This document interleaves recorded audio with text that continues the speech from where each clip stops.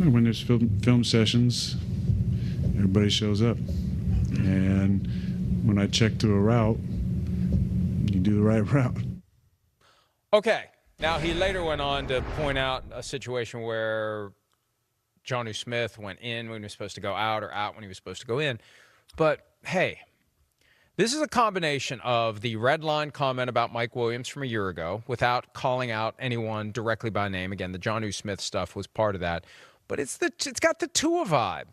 Like, out of nowhere, he's telling us we're having these film sessions and guys aren't showing up. He didn't do it the same way Tua did it, but it was the same thing. And Tua apologized the next day. I got a feeling Aaron Rodgers isn't going to show up and apologize. And now this is going to be a talking point that they're going to have to process and deal with and find a way to get past it with a trip to Baltimore coming up in 6 days. I was surprised by it. I mean, to me, it's the last thing they need right now. It's the last thing they need. We got enough just questioning them on the football field and how shitty they look there.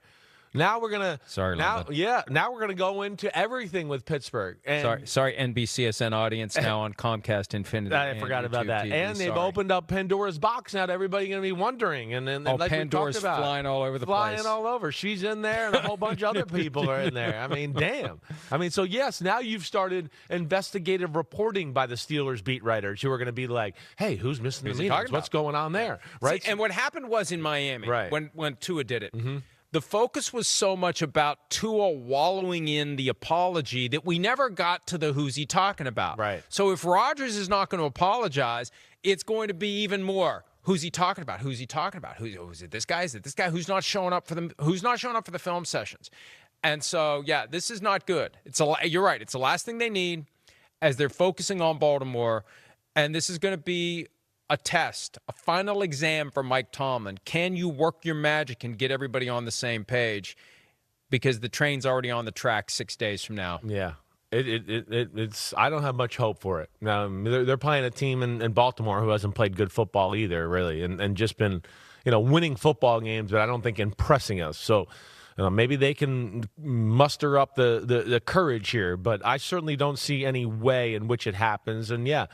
I don't think that was necessary right there. It's fire Mike Tomlin was going on in the stands. That wasn't the time to bring that. And the other thing, too, as much as I love Aaron Rodgers, and I think he's one of the greatest I've ever seen.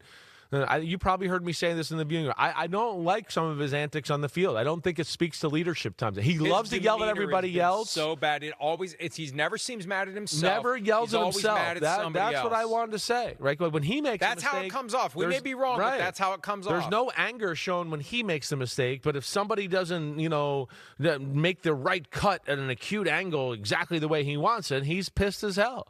And again, I just feel like it's kind of unraveling there in Pittsburgh.